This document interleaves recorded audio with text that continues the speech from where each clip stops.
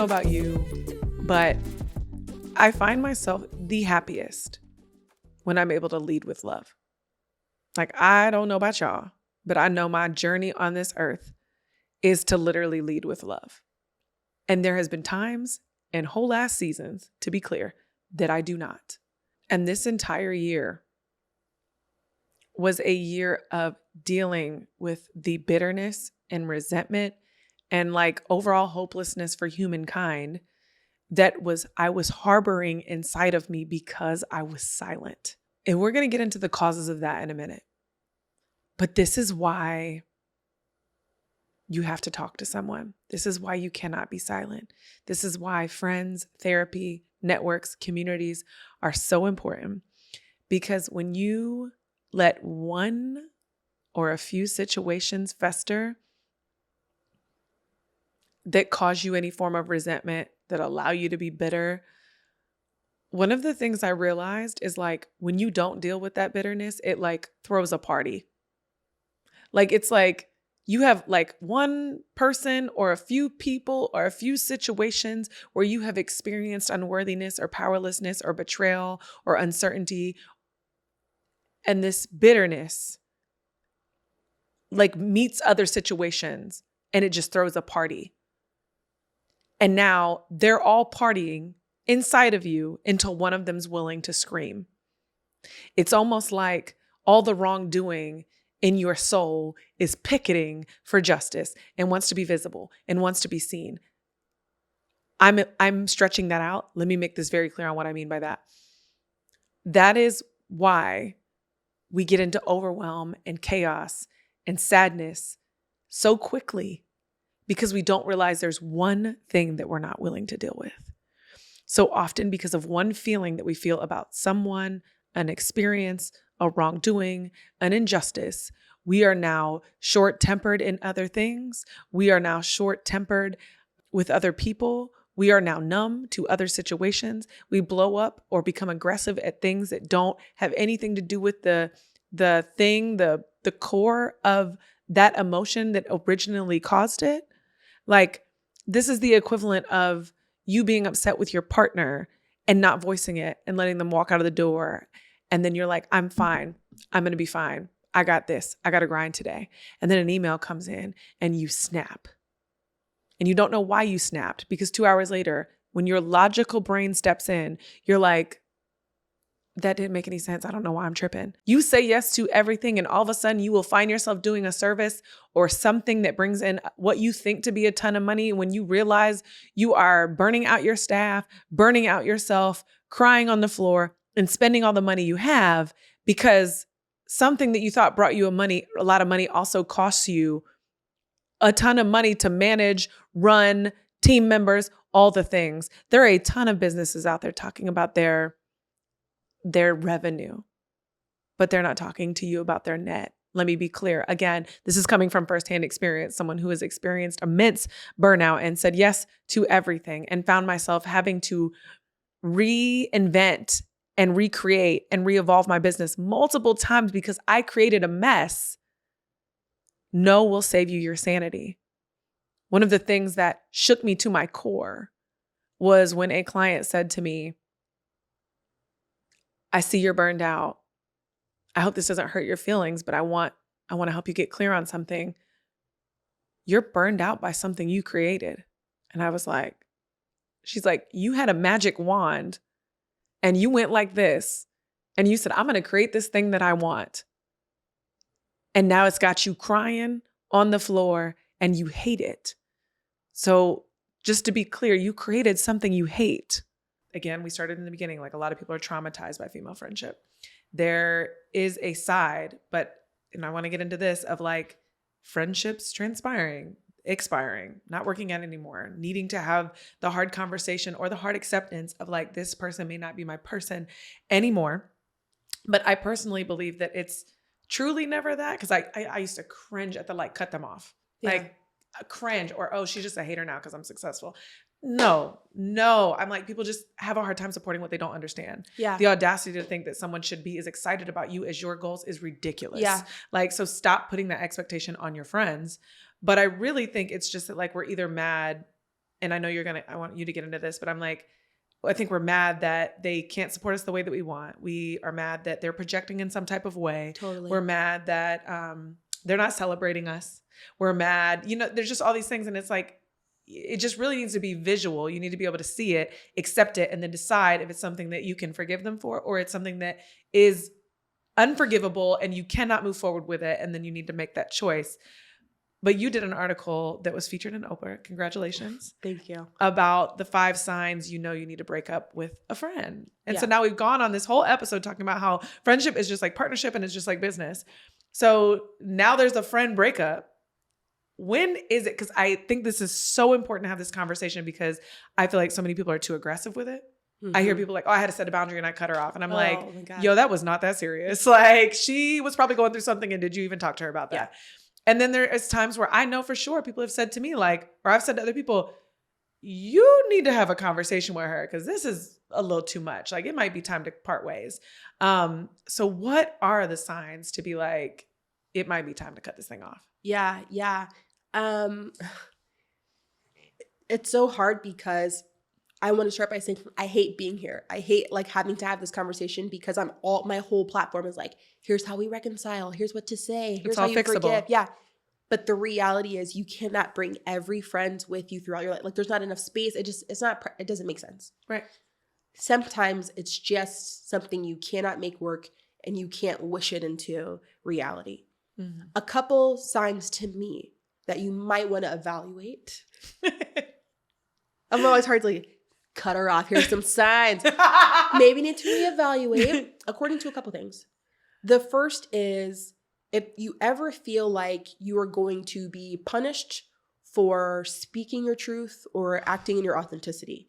And I don't mean punished like, our parents spanked us or hit us or whatever, but meaning like if you do or say this, she's going to attack you verbally. She is going to punish you with a silent treatment. If you feel like I have to be careful or I'm going to get in trouble, that would be a problem. Yes.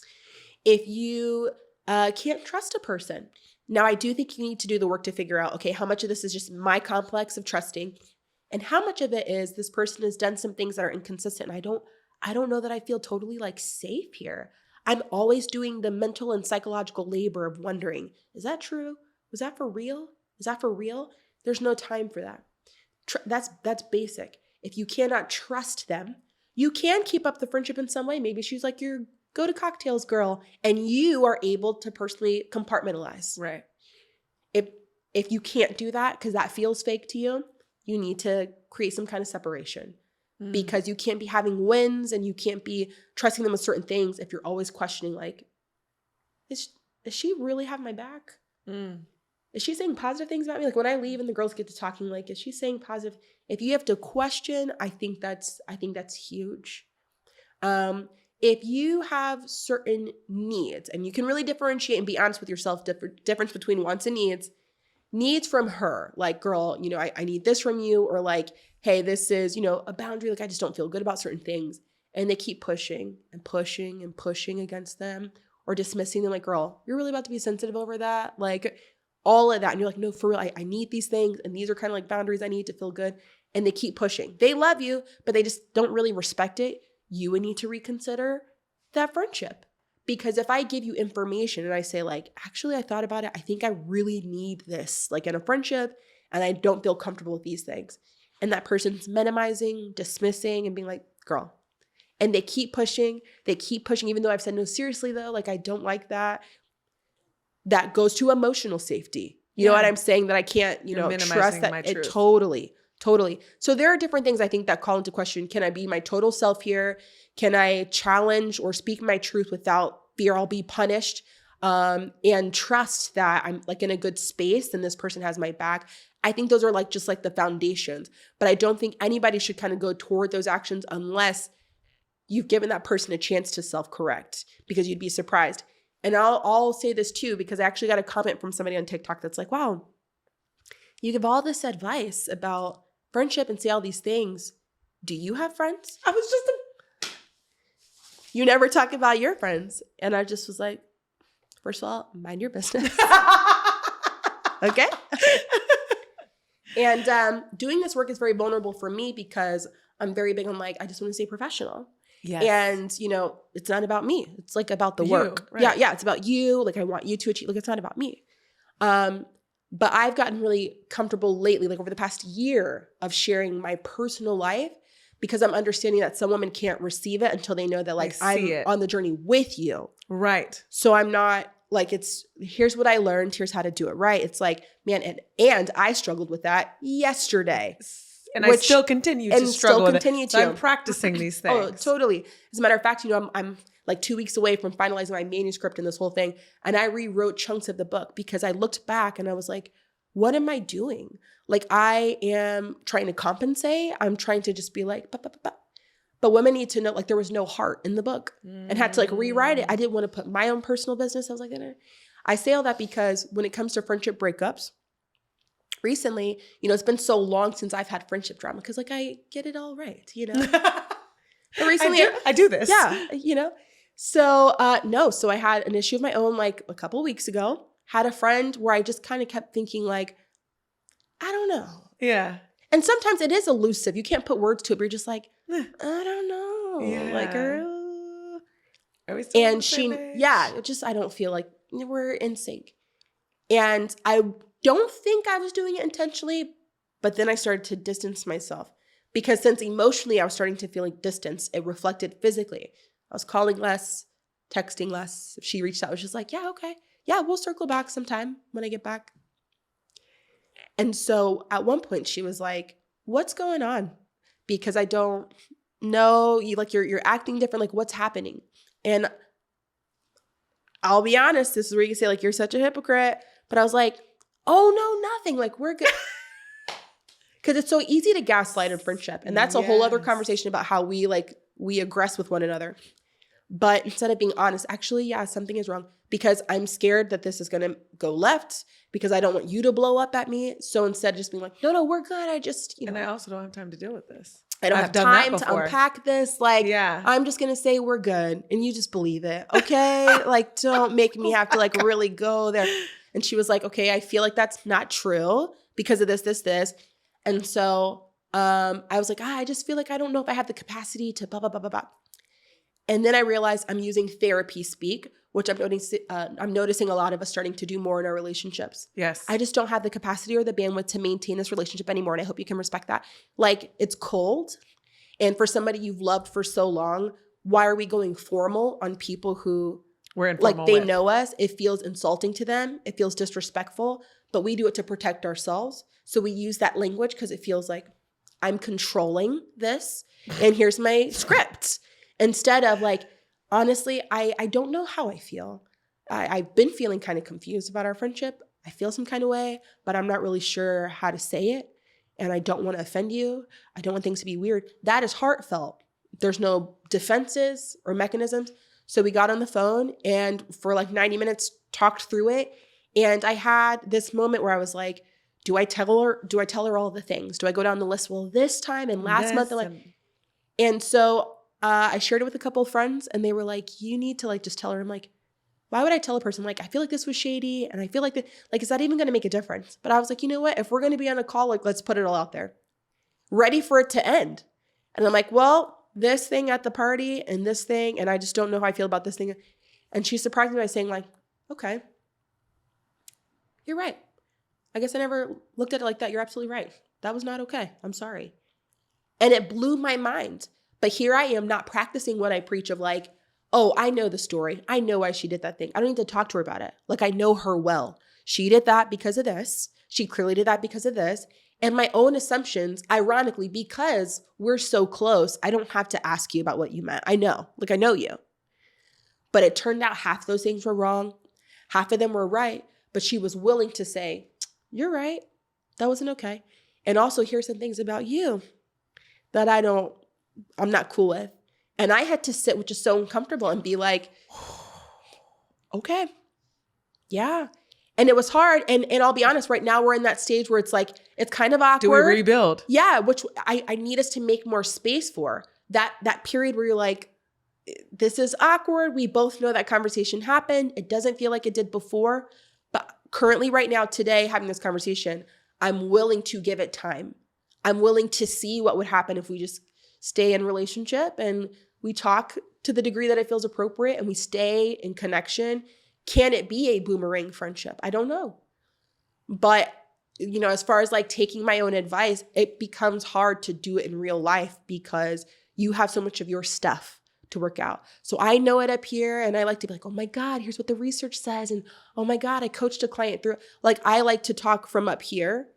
It's hard to share from right here because it exposes my stuff, my issues with vulnerability, pride, all those things become exposed if I tell you about my friendships. So I'd rather just stay up here. And so having these conversations about breakups and making friends and things like that, it requires us to get smart about it. What do the studies say? What do the research say? Okay, I'm in good company. But you have to come from here. You have to come from here and deal with your stuff if you really want to have really good friendships.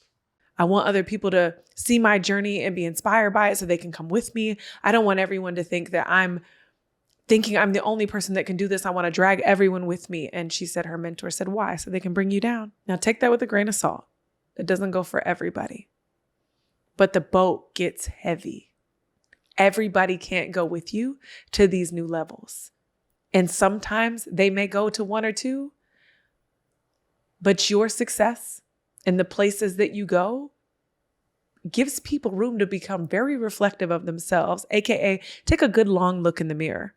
And a lot of times they might not be happy with what they see, and therefore they will turn that on you. So I say that to say, when people unexpectedly, circumstantially have a change of heart about how they see you, this is going to sound so cold of me. I feel like I sound like a completely different Jessica.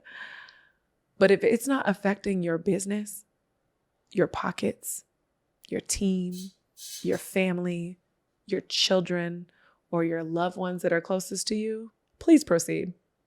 Carry the fuck on. I really feel like as I'm recording this to you that I sound very cold, but there's a part of me that has just decided that a very significant part of me had to mature to get through the last iterations of my life. Because to run a business, you have to be risk averse. To network with high-level people, you have to perform at their level. To succeed certain financial goals, you have to be willing to take some losses, look them dead in the face, and keep it pushing. And if you spend your time deviating from where you are supposed to be, your purpose, your passion, by getting distracted by what other people think, what your competition is doing, what other folks are doing, what people may or may not think about you, overanalyzing and overthinking the way in which you show up in the world instead of focusing on your impact and your purpose, you will be stuck and live the same cyclical cycle over and over again.